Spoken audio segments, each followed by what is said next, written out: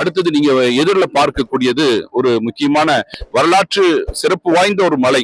அதாவது உலகத்திலே படைக்கப்பட்ட முதல் மனிதர் யாருங்க? ஆதம் அலைஹிஸ்ஸலாம். முதல்ல படைக்கப்பட்டது ஆதம் அலைஹிஸ்ஸலாம். மலைகளிலே படைக்கப்பட்ட முதல் மலை எது அப்படின்னு சொன்னா இந்த மலைதான். இந்த மலைக்கு பெயரு ஜபலே அபி குபைஸ். ஜபலே அபி குபைஸ். உலகத்திலே அல்லாஹ் வந்து மலைகள்ல படைச்ச மலைகள் எதுன்னு சொன்னா இந்த ஜபலே அபி குபைஸ் தான். இந்த ஜபலே அபி குபைஸிற்கு பல்வேறு சிறப்புகள் இருக்கின்றது.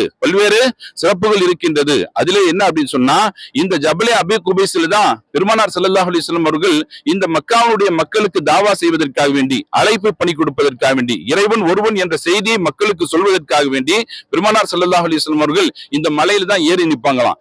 ஏறி நின்று இந்த மக்களை எல்லாத்தையும் கூவி அழைத்து எல்லாமே வாங்க எல்லாம் ஒரு செய்தியை சொல்றதுக்காக வேண்டி ஒரு உயரமான இடத்தை யாரும் தேர்ந்தெடுப்பாங்க. அந்த மாதிரி ரசூல்லா வந்து இந்த மலையில ஏறி நின்று எல்லா மக்களையும் ஒண்ணு சேர்த்து எல்லா மக்களையும் பார்த்து கேட்கறாங்க, நான் உண்மையாளர் என்று சொன்னால் நீங்கள் நம்புவீங்களா அப்படின்னு கேட்டவுடனே ஆமா முஹம்மதே ரசூலுல்லாஹி ஸல்லல்லாஹு அலைஹி வஸல்லம். ரசூலுல்லாஹுடைய பேரை கேட்டா ஸல்லல்லாஹு அலா முஹம்மது ஸல்லல்லாஹு அலைஹி வஸல்லம். அப்போ அந்த ரசூலுல்லாஹுடைய அந்த செய்தியை கேட்டவுடனே எல்லா மக்களும் ஆமோதிக்கிறாங்க, நீங்க உண்மையாளர் தான் அப்படின்னு சொல்லக்கூடிய நேரத்துல இரண்டாவது கேட்கறாங்க, நான் நம்பிக்கையாளர் என்று சொன்னால் நீங்க நம்புவீங்களா அப்படின்னு சொன்ன உடனே அவங்க ரசூலுல்லாஹுடைய தங்களுடைய தன்மைகளை ஒவ்வொன்றாக சொல்லி மக்கள்கிட்ட கேட்கக்கூடிய நேரத்துல எல்லா மக்களும் ஆமோதிக்கிறாங்க, நீ நேர்மையாளர் உண்மையாளர் எல்லாம் சொல்லிட்டு கடைசியை சொல்லக்கூடிய நேரத்துல லா இலாஹ இல்லல்லாஹ், வணக்கத்திற்குரியவன் அல்லாஹ்வை தவிர வேற யாரும் இல்லை, நான் அல்லாஹ்வுடைய தூதராக இருக்கிறேன் என்ற செய்தியை சொல்லக்கூடிய நேரத்துல உடனே என்ன செஞ்சிட்டாங்கன்னா ஒரு எல்லாம் அந்த மக்கள் எல்லாம் ஏற்றுக்கொள்ளுமா. மக்கள் என்ன செஞ்சாங்க, மக்கள்ல ஒருவன் ஒரு மண்ணை பிடித்து ரசூலுல்லாஹின் மீது தூக்கி போட்டு சொன்னா தப்பன்லக அலிஹாதா ஜமாஅத்தனா யா முஹம்மத், இதற்குதான் எங்களை ஒன்று செலுத்தினாயா முஹம்மதே அப்படின்னு சொல்லிட்டு ரசூலுல்லாஹின் மீது ஒரு பிடி மண்ணை தூக்கி அவர் மீது ரசூலுல்லாஹின் மீது சாபம் கொடுத்தான். உடனே அல்லாஹ்வால் பொறுக்க முடியாம தப்பத் யதா அபீ லஹபின் வ தப் மா அக்னா அன்ஹு மாலுஹு வ மா கஸப் என்ற ஒரு வசனம் எல்லாருக்கும் தெரியும். நம்ம அடிக்கடி குர்ஆன்ல ஓதக்கூடியது, தொழுகையில ஓதக்கூடிய சூரா தப்பத் யதா அபீ லஹப். அபீ லஹபுடைய கரங்கள் நாசமாகட்டும், அவன் சம்பாதித்த அவன் மனைவி மக்கள் எல்லாம் நாசமாகட்டும் சொல்லிட்டு அல்லாஹ் சபித்தான். அல்லாஹ் யாரையும் அல்லாஹ் வந்து குர்ஆன்ல சபிக்கல. அல்லாஹ்வால் சபிக்கப்பட்டவன் யார் என்று சொன்னா குர்ஆன்ல அபூ லஹப் தான். அல்லாஹ் வந்து ரசூல்லா வந்து யாரையுமே சபிச்சது இல்ல.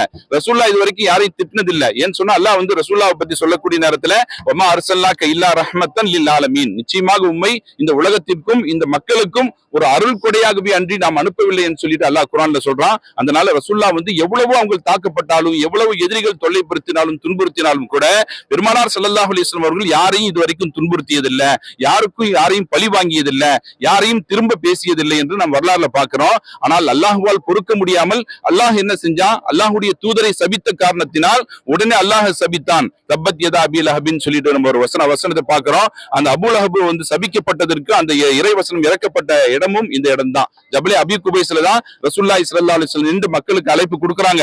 அழைப்பு கொடுக்கக்கூடிய நேரத்துல மண்ணை தூக்கி போட்டான். அதனால அல்லாஹ்வுடைய சாபம் எப்படி இறங்குச்சு அப்படின்னு சொன்னா குர்ஆன்ல நம்ம எல்லாம் பார்த்துட்டு இருந்தோம். ஒரு மனிதர் மரணித்து விட்டால் அவர் பக்கத்துல கூட செல்லக்கூடிய வாய்ப்பு இல்லை. யாருமே நம்முடைய உற்றார் உறவினர்கள் மரணித்தா கூட பக்கத்துல போய் பார்க்க முடியல, அவங்கள ஜனாசாவை கூட குளிப்பாட்ட முடியாத ஒரு சூழ்நிலை ஏற்பட்டுச்சா இல்லையா? இது வந்து இந்த காலத்துல ஏற்பட்டது இல்ல. 1400 ஆண்டுகளுக்கு முன்னாலே அபூ லஹபுடைய சாபம், அல்லாஹ்வுடைய சாபத்தின் விளைவு என்னாச்சுன்னா அவனுக்கு தொற்று நோய் பீடிக்கப்பட்டு அவனுடைய உடல் எல்லாம் புழுக்களால் அரிக்கப்படுகின்றது. கடைசியா என்ன செஞ்சிட்டாங்கன்னா குடும்பத்தார்கள் தள்ளி வச்சுட்டாங்க. அபூ லஹபுடைய அவன் நோய் பிடிக்கப்பட்டுருச்சு அப்படின்னு சொன்ன உடனே குடும்பத்தார்கள் தள்ளி வச்சாங்க. இன்னும் கொஞ்ச நாள்ல ஊர் மக்கள் எல்லாம் சேர்ந்து மக்காவை விட்டு அவனை தூரமா ஒதுக்கி வச்சுட்டாங்க. ஒதுக்கி வச்சு கடைசியா வந்து நாதியற்ற ஒரு ஜனாசாவாக, அவனுக்கு கவனிக்க நாதியற்றவனாக கடைசியா புழுக்களால் அரிக்கப்பட்டு அவன் மரணிக்கின்றான். மரணித்த உடனே அவனை குழியில தள்ளணுமா இல்லையா? மரணித்தால் மௌத்தை வந்து அடக்கணும். அப்ப என்ன செஞ்சா ஊர் மக்கள் எல்லாம் சேர்ந்து அவங்களுடைய குடும்பத்தார்கள் எல்லாம் கல்லுல அடிச்சே உள்ள தள்ளினாங்களாம். பக்கத்துல போனா எங்க தொற்று நோய் பிடிக்கப்படுமோ என்ற பயத்தின் காரணத்தினால் இன்னைக்கு ஜனாசாவை பொக்லைன்ல வச்சு தள்ளுற மாதிரி அன்னைக்கு கல்லுல அடிச்சே அபூ லஹபை உள்ள தள்ளினாங்க, கபூர்ல தள்ளினாங்க அப்படின்னு சொல்லிட்டு வரலாறு சொல்லப்படுது. அந்த வரலாற்று நிகழ்வு நடப்பதற்கு காரணமாக அமையப்பட்ட இடம் தான் நீங்க பார்க்கக்கூடிய ஜபலே அபீ குபைஸ். நீங்க இதுல பாக்குறீங்களா இல்ல? இந்த மலைக்கு பேரு ஜபலே அபீ குபைஸ். இதுல இன்னொரு முக்கியமான காரணம், இந்த 2 ஜன்னல் இருக்கா இல்லையா? நீங்க பார்க்கக்கூடிய 2 ஜன்னல் பெருமானார் ஸல்லல்லாஹு அலைஹி வஸல்லம் அவர்களுக்கு பல்வேறு அற்புதங்களை அல்லாஹ் தஆலா கொடுத்தான், பல்வேறு மோஜிசாக்களை கொடுத்திருந்தான். அந்த அடிப்படையில ரசூலுல்லாஹ் வந்து சந்திரனை இரண்டாக பிளந்தார்கள். அப்ப எல்லாம் கேட்கறாங்க, ஒவ்வொரு நபிமார்களுக்கும் அற்புதம் கொடுக்கப்பட்டிருந்துச்சு. மூசா அலைஹிஸ்ஸலாம் கடலை குச்சியால் அடித்தார்கள், இரண்டாக பிறந்தது. ஈசா அலைஹிஸ்ஸலாம் பிறவி கூடனைகளை அவர்களை தடவினால் உடனே பார்வை கிடைத்தது அப்படின்னு சொல்லிட்டு ஒவ்வொரு நபிமார்களுக்கும் அற்புதம் இருந்துச்சா இல்லையா? அப்ப அந்த ரசூல்லாவுக்கு என்ன அற்புதம் இருந்துச்சுன்னு சொன்னா, சந்திரனை இரண்டாக பிளந்திருக்கின்றார்கள். ரசூல்லா சந்திரன் எல்லாம் மக்கள் எல்லாம் கேட்கறாங்க, நீ நபின்னு சொன்னா எங்களுக்கு ஏதாச்சும் அற்புதத்தை வெளிப்படுத்தணும் அப்படின்னு கேட்கக்கூடிய நேரத்துல அப்ப ரசூல்லா என்ன செஞ்சாங்களா, சந்திரனை எப்படி ஒரு கை காமிச்சாங்க. கை காமிச்ச உடனே இரண்டாக பிளந்தது.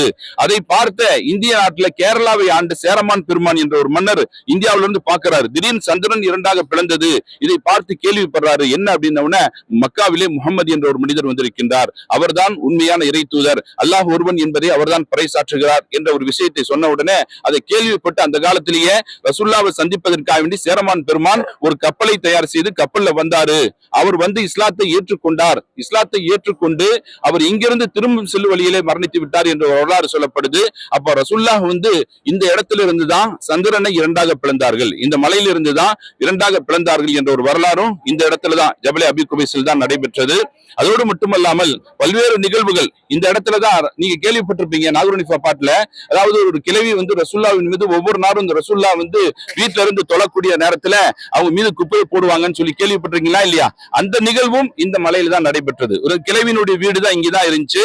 இந்த கிழவி ஒவ்வொரு நாளும் ரசூல்லா மீது குப்பை போட்டுக்கிட்டே இருப்பான். ஒரு நாள் அந்த கிழவி குப்பை போடல. ரசூல்லாவுக்கு எவ்வளவுதான் அவங்க தொல்லைப்படுத்தப்பட்டாலும் அவங்க யாருக்கும் திட்டினதில்லை, யாரையும் தொல்லைப்படுத்தியதில்லை, பழிக்கு பழி வாங்கினதில்லை அப்படின்னு சொல்லிட்டு வரலாறுல பாக்குறோம். அப்படி ரசூல்லா ஒரு நாள் அந்த கிழவி இல்லையான்னு சொல்லக்கூடிய நேரத்துல அப்ப ரசூல்லாட்ட அந்த பெண்மணி கிட்ட அந்த பெண்மணி எங்க அப்படின்னு அந்த கேட்கக்கூடிய நேரத்துல அவங்க சொல்றாங்களா, அந்த பெண்மணி நோய்வாய்ப்பட்டிருக்காங்க அப்படின்ன உடனே போய் ரசூல்லா அந்த பெண்மணியை நலம் விசாரித்து அல்லாஹ் உங்களுக்கு ஆரோக்கியத்தை கொடுக்கட்டும்னு சொல்லி துவா செஞ்சாங்களாம். இதை பார்த்து அந்த பெண்மணிக்கே இரக்கமாகி உடனே இஸ்லாத்தை ஏற்றுக்கொண்டார்கள். ஏன்னா நம்ம முகமதை ரொம்ப குற்றவாளியா அவர் தப்பானவர் நம்ம நினைச்சிட்டு இருந்தோம், ஆனால் ரொம்ப நல்ல மனிதர், நேர்மையானவர் சொல்லிட்டு இஸ்லாத்தை ஏற்றுக்கொண்டார்கள் சொல்லிட்டு வரலாறு சொல்லப்படுது. அந்த நிகழ்வும் இந்த இடத்துல இருந்து தான் நடைபெற்றது. இன்ஷா அல்லாஹ்.